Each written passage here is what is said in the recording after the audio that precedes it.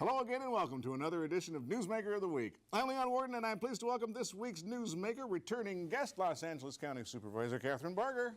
Welcome back. Thank you, Leon. It's a pleasure to be here. How have you been? Among the living. Among the living, good. Among the living. We got to jump right in and talk about something that, well, you know, let me back up. The last time you were here, I believe we spoke about Newhall Ranch and we talked about the Chiquita Canyon landfill, and both of those things since you were last here have now been approved.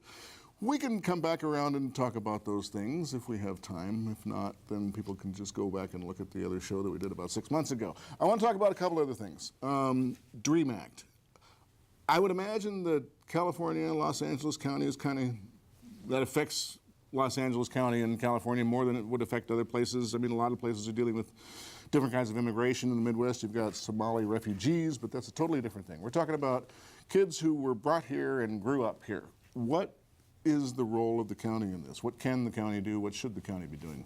Well, I mean, the role of the county truly is to advocate on behalf, because we, we provide health care, mental health services, welfare and all to individuals in LA County, some of whom are undocumented as it relates to the health care, and so we get reimbursement through the federal government through a formula. But as it relates to the DACA or DREAM Act directly, we don't have a direct role. We do have a role of being an advocate, and this obviously on Tuesday, I guess depending upon which side of the aisle you're on is what you hear. And what I heard coming out of the White House on Tuesday was, Congress, get to work, do your job. And it piqued my interest, so I pulled out President Obama's comments when he signed the executive order. And the one thing he makes clear in there, this is a temporary stopgap measure because Congress has failed to do their job. And so what I heard the president saying on Tuesday is basically tough love. I'm not going to give you an open-ended time to get this done. You got 6 months. The DACA is still in effect for, my understanding is, next 2 years. People just can't reapply or apply for new status. But the White House is saying, Congress, it's time for you to do your job. That's what you were elected to do. We should not govern by executive order. Right. Now, recognizing that you're in a political minority on the Board of Supervisors, are there things the county, regardless of what the county should be doing, are there things that the county is doing right now to deal with the repeal of DACA? So what I will say is, I mean, obviously, this is a nonpartisan office, so I look at my colleagues, all 5 of us, as being representatives of LA County. But I can't look at it through rose-colored glasses. Obviously, it's 4 to 1 in terms of 4 Democrats, 1 Republican. On the DACA, we do agree. I believe that it's no fault of these children, many of whom come into this country at ages, 6 months a year, who don't know any other country than this country, the United States. But if I were to tell them it's time for you to apply for citizenship, there is no way to do that. So we are basically put them in limbo. We put them in between literally a rock and a hard spot. And so my colleagues and I agree on the fact that we need to pressure bipartisan legislation in Washington, D.C. And I say bipartisan because, in fact, when Obama signed the executive order to do this, it was McCain, Kennedy, with the support of former President Bush, moving it forward, the DREAM Act. So, and now we've got Lindsey Graham and Durbin moving something forward. It can be done in a bipartisan fashion. Both sides need to do what they were elected to do. And from the county standpoint, we will advocate for that. I will. My colleagues will. Where we're going to differ, and this is where we, I know my position's going to be on Tuesday, because now they want to, not only are they upset about what was done on Tuesday, and I believe what I heard was a lot different than what they heard, depending upon, again, which side of the aisle. But they also want to boycott those states that were threatening to file legal action against DACA, and I think in part because the legal action that was filed with Obama's original executive order, which was against people, not children that were here, but actually individuals here, was overturned by the Texas, or by the Texas challenged it, and in fact they found that it was not, that he extended his constitutional rights in doing that executive order. I think the fear is that if DACA were challenged, the same thing would happen. So there would be no DACA. So rather than President Trump letting them move forward with that challenge, he chose to say, I'm going to phase it out because Congress is going to do their job and fix this long term. Recognizing that the answer is you want Congress to act, what do you want to see at the end of that road? What should that legislation look like? I personally believe that we have to have a pathway to citizenship for these individuals. And, I say this because I think that if they want to be in this country, they have to apply for citizenship. It's not an open-ended question to me. With DACA, with the children that are here, they will have an opportunity to apply to a pathway for citizenship. The devil's going to be in the details. There are those that say that there should be a requirement to sign up for military duty or to finish their education, give back like a Job Corps type of thing. I don't know. I'm going to leave that up to Congress, but I do believe that there has to be a buy-in by that individual towards citizenship. Right. Just to go from one partisan issue to another, on your nonpartisan Board of Supervisors. Yes. SCA 12. I don't think a lot of people have heard of it, but Senate Constitutional Amendment 12, which would have the effect of expanding the number of seats on the Board of Supervisors. By whom? Tell me about that. Yeah. So, Well, the voters of California. Dictating to the voters of to the residents of Los Angeles exactly. County. Right. Yeah, okay. Here's my problem. Tell us what it is. Tell us what I'm talking about. SCA 12 is a Senate bill by Senator Mendoza that will require just the county of Los Angeles under a constitutional amendment to expand from 5 to 7 and to create an elected position for the CEO, which in essence is like an elected mayor. And it's not going to be voted on by the people of LA County, in part, I believe, because it's come before the voters in LA County 7 times and failed. So he's decided he's going to circumvent the individuals in LA County and go to the state of California. So he's going to let the people up in Northern California dictate to this county what we're going to do. And here's what I will say. I'm always leery, and it will take effect in 2020. I'm always questioning, especially people in elected officials that are termed out, that want to expand a different form of government, and it truly is, the timing is right about when they're termed out of office. That is not the right reason to do it.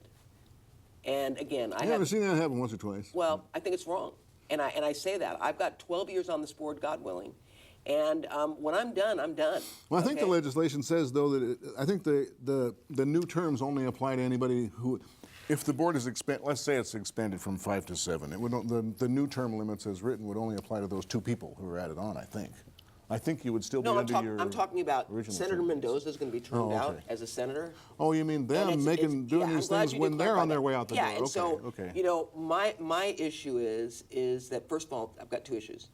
I really do resent, as a voter in LA County, beyond being as a voter in LA County, them circumventing the will of the LA County voters to go on a statewide election. To me, that is chicken.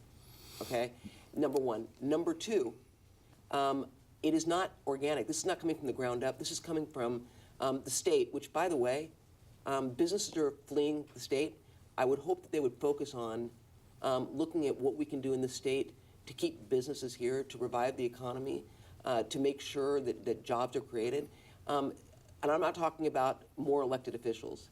I have yet to meet anyone that says bigger government is better. You're making me think back to 1976 and 1978 when we here in the Santa Clarita Valley voted to form our own county. We all voted for it, but that was put up to the rest of the county who didn't want to let us go, and so it failed. Well, you got to look at the financials, Leon. I mean, all kidding aside, and believe me, I've talked to Scott Wilk about this because Scott Wilk supports this. Yeah, I wanted to talk to you about that a little bit. I talked to Scott. I was actually up in Sacramento yesterday, and we had a short conversation about it. I just believe that, especially in a county this large, bigger is not better. You're going to be misled. It's going to cost more. You're not going to get any better representation because, in fact, you're going to have an elected mayor who is going to, in essence, to me, emasculate what the board is doing, because you're not going to have your elected official being able to do what I call real-time politics, which is what we do now. And even beyond that, you're going to be increasing the size of the staffs. So it's going to be millions of dollars cost there. And arguably, the structure within the county as it relates to the departments is going to stay the same. So now you're going to have 7 politicians or electeds trying to tell different departments what to do. Right now, the relationship we've got with our departments is strong. And by the way, LA County's credit rating just went up, in part because of our fiscal constraints and prudence. And 8 years ago, the state came down and asked us to float bonds for them because their bond rating wasn't good. To me, we are doing a good job. So what is the real reason behind this? Recognizing that you know a heck of a lot more about the details than I do in the last, couple hours of reading up on SCA 12, where does the 7 come from? I mean, as I read it, it says that the board, Los Angeles County would have to expand from 5 supervisors to enough supervisors to where it's equal to no more than 2 congressional districts. And if the county is 10.1 or 2 million people right now, you as one of 5 people represent 2 million people. A congressional district is 725,000 or so thereabouts. Yeah, so I guess it would be 7, right? 7 or 8. Yeah, the number right now, based on the formula, would be 7. And then the instead of having a county administrator who's an employee of the 5 supervisors who oversees the departments. That person would be directly elected. So it would be like a mayor. It is. And no disrespect to LA City, but I don't believe in governing by committee. I think you can study things to death. And my biggest fear with the county, if this were to go into play, is that we would become this slug in terms of really representing the people. I don't think that an elected executive officer is the right way to go. It'd be kind of like having the city of LA government model for the county. I mean, it is, because you've in essence got an elected CEO, which is going to be a totally politically based position. And right now, our CEO is in charge of administration and making sure that the departments are responding and doing what they need to do, representing the board, looking at legislation, working across the board, working on the budget, on the financial side. And I don't want to make politics out of our budget. Our budget, $30 billion, is an incredibly important component to the county, in part because the voters don't want their taxes to go up. And when I look at property taxes, I can look you in the eye and tell you that LA County is fiscally responsible, and when property taxes are given to us, we put aside money for a rainy day. We're not spending just because it's in the bank. And that's important because people have expectations for quality of life issues, for their parks, law enforcement, fire. Up here in the Santa Clarita Valley, I'm proud to say that we've got one of the best fire departments, the College of the Canyons. When that fire broke out, they were there right there. Now, it may help that half of them live here, but it was literally next door to our studio here. So. Yeah, I mean, so these are issues that are important that we need to pay for, and I want to make sure that when the economy goes down, because it will, it goes up, it goes down, that we need to have that rainy day fund in order to make sure that our constituents are getting what they paid for. I want to tell you a little story. I really don't, because I don't want to suck up your time. But I want to tell you a little story. Okay. And it's an elaborate setup to, I guess, a question at the end of it. But when I was at UCLA in the 80s. That says a lot. I know I look a lot older, but it's been rough. But when I was at UCLA in the 80s, I had a really good political science professor. Didn't necessarily always agree with his motives, but he was sharp. You might know him. His name was Rafi or Rafe Sonnenschein. Do you know that name? Yeah. You hear him on the radio every now and then when there's an election. And he writes a lot of guest articles. Does he? I don't read them, but he was sharp. He knew his stuff. I respected him for his knowledge. And the class was minority group politics, and he had what you would have to call a roadmap for overthrowing white male conservative city councils and boards of supervisors. And you could plot out the data and show that if you make these structural changes to government, then over time you increase what we would today call diversity in government, on your boards. And it's kind of funny, back in at statehood in 1850, we had a lot of Californios in the legislature. I mean, a lot of people who were Mexican citizens. We had a English and a Spanish version of the Constitution. We had our guy here, Reginaldo del Valle, from just down the road here down on 126 here in the Santa Clarita Valley. He was the president of the Senate in the 1880s. But then after the 20th century, into the 20th century, you really didn't see women or minorities a lot on boards really until the 60s and even into the 70s. We were always a little bit different. We always had women on our boards here in the Santa Clarita Valley. So there's an asterisk because women have always been Well, now that there are 4 women on the board and now in there the are county, 4. 2 men. That's the first time, right? First time we've Yeah. ever had a female majority on the Board of Supervisors. And now I they think. want to change And it. now, and not only is it a female majority, but it's a super majority. And Anyway, so what I remember, there were specific things, specific structural changes you make to government that would over time have the effect of changing the white male makeup of city councils and boards of supervisors. The specific things that I remember from that were increase the number of commissions to get literally more people involved in the decision-making process. Switch from at-large elections to district elections. One reason I mention it here is because all of our local government agencies, from the city to the COC and the school districts and water districts here in this valley, have been dealing with this in the last couple of years, switching to district elections. The city of Santa Clarita managed to avoid it, but the others did switch to district elections, and maybe not entirely know why, but that same rationale was certainly the reasons that for the litigation, for the Voting Rights Act, litigation that everybody's been dealing with.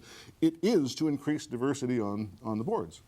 That was the purpose behind it. It hasn't really turned out, the way it was intended, and I could go on at length explaining why, but I won't. But more commissions, go to district elections, have an elected mayor, and expand the number of seats on the board. okay, we have African American, Hispanic, representative of the lesbian gay community, 4 women. Is there anything I've missed? And that's without an elected mayor, and you have districts, but and it's without expanding the number of seats on the board. So what am I missing? I don't know, but I mean, what you do have frustration- is consistent with Yeah. that.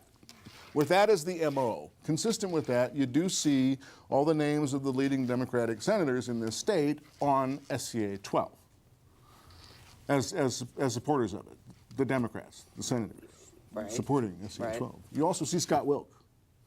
You talked to him the other day or yesterday.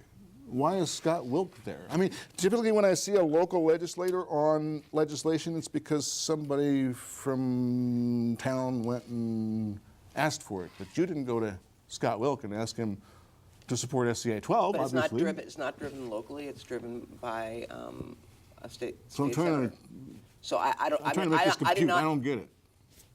And I don't get it either. I can't. I mean, Scott and I had a good talk, and Scott.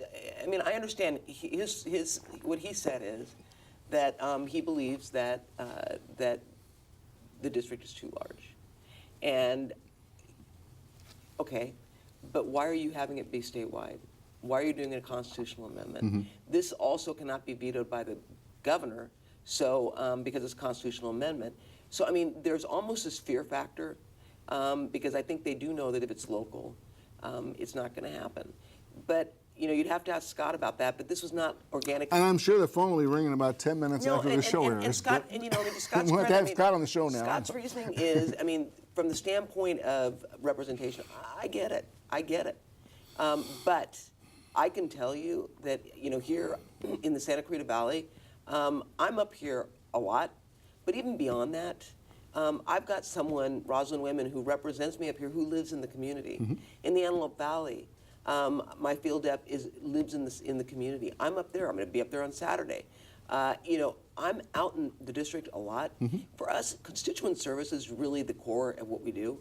And, that is what all elected should be looking at, is how are we responding to our constituents? I want to make sure government works for them. Having 7 board members is not going to do that. What it's going to mean is you're going to see a lot of them, but they're going to be cutting ribbons. And I think that we all expect more from our electeds than just cutting ribbons. You know, I never endorse, we as SCVTV never endorse, but when people ask me what my perhaps biggest requirement or qualification for a political candidate is, how good is their staff? How responsive are they? And I think that, you know, without question, you've got Rosalind, you've got other people, you've even got Tony Bell over there sitting in the control room. Do not hold it against me. I know. Whatever. I But no, you have a great staff, and no question. Is there a number at which too much, you know, how much is too much? How you know, you represent 2 million people. Is there a number? I guess, you know, and this may be for another discussion, but if you really look at the core of what LA County does, we are the mayor and city council for the unincorporated areas, of which we're talking about 10 million people. We provide basic health care, you know, we run hospitals and all countywide. Those are done through directors. We've got Director of Health Services, Director of Mental Health. So we're really talking about the unincorporated pockets. And in terms of really the day-to-day city council work, like the city of Santa Clarita City Council does for their residents. And when you look at that and start peeling it away, you realize when we're talking about, you know, one supervisor representing 2 million people, on paper it sounds like a lot, but when you really understand exactly what the supervisor does on a day-to-day basis representing those 2 million people, it's not insurmountable. Do you have the same view, and are you using the same town councils to the same degree and the same ways that, you know, Mike Antonovich did? Absolutely, and town councils are vital. They are advisory, but they are the eyes and ears of the community. Some of the town councils are having a tough time because, you know, they are trying to get people to come on. I want to re-engage the town councils and re-energize them because it is about their community, and especially in the rural areas where, you know, they're concerned about development, it's important for them to be engaged and to represent their community. And where that's not going to happen, I can guarantee we're going to be out there talking to the people. We just got a couple minutes left, so pick something to talk about. You want to talk about homeless? You want to talk about the police oversight? You know, what do you want to talk about? Well, I will talk about this. You know, one of the frustrations I had, you talk about police, public safety is a big issue for me. And you had AB 109, which was not early release, but it was releasing prisoners from state prison under an assembly bill that transferred them down to their local jurisdictions where they're no longer on parole, they're on probation. You had Prop 47, which people voted for, which I don't think they knew what they were voting for, which basically decriminalizes drug use and makes it a misdemeanor. Then you have... But it did a lot more than that. It did a lot more than that. I'm oversimplifying, we only got a few minutes. Then you've got... That's what they said it was going to do. But then you've got Prop 57, which is not an AB, because I think it's the one that's going to transfer prisoners down here that have done good behavior. And it was done as a proposition because I think they knew that the legislature wouldn't pass it because they got a lot of heat for AB 109. We've had 2 police officers murdered, Sergeant Owen up in the Antelope Valley and Whittier Police Officer Boyer. And the one commitment I made is we're not going to sit there and point fingers at the state. I'm not going to wait for the state to figure out that anything's broken. I want to see what can we do within our existing ability to change and be effective and give law enforcement the tools they need. Because when AB 109 was in place, Prop 47 hadn't passed. Right. I believe we created a perfect storm. And so with Janice Hahn, believe it or not, because Whittier's in her district, we are putting together a task force which is going to include law enforcement.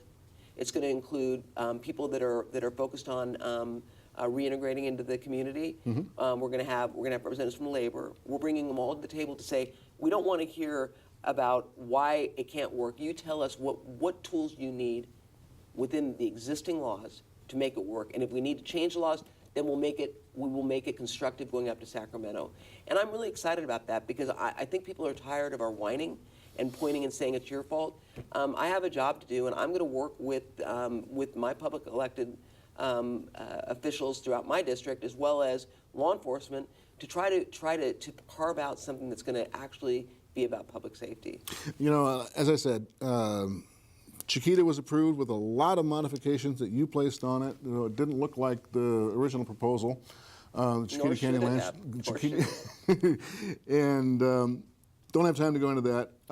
Just one question that has come up for the last 20 whatever years about Newhall Ranch, and there's always a new group of people asking, and it's always the same question. How can we have Newhall Ranch when the freeway is? How are we gonna get around if there's that many people clogging the freeway? So here's what I will say to you on, and Newhall and Chiquita have one thing in common, and that is that the same group is suing both. So I really couldn't talk about Chiquita all that much right now because you've got a group that's suing. And then they're also going after Newhall Ranch. But in answer to your question regarding the freeways, having just driven 5 just now, they are in the midst of doing some work there, and Caltrans is looking at expanding the size of the freeway, which I think is going to cause a lot more complaints than it is clapping. But if you look at the 405 freeway, when they expanded it, I don't know if you've been on it lately, but it's like a parking lot. It didn't do much. We need to have a better regional transportation system, and I'm talking about Metrolink. I rode Metrolink actually with Marshall McLean up to the Antelope Valley, and and I'm on Metrolink, and this is something that's really a commitment of mine to work on, is having reliable transportation alternatives to getting in your car. And right now, it's just not that way. The times are not good, so we're doing a study to find out what are the best times, safety, and reliability. When you figure out how to, actually before that, because, Yes. but I was going to say, when you figure out how to get people out of their cars and into trains, come back and do another show, but I want to have you back before you figure that out. I would love to come back, and that is going to be the next generation, truthfully. I mean, I'm doing it episodically, but I really do believe that what we're going to be building in the next 20 years is going to benefit generations to come, because they're the ones that really don't want to depend upon cars. Supervisor Kathryn Barger, thank you for coming, and thank you for joining us. If you missed any portion of this program, you can see it again and again on SCVTV.com. Check back here, Spectrum Channel 20, AT&T UVerse 99, for another Newsmaker of the Week.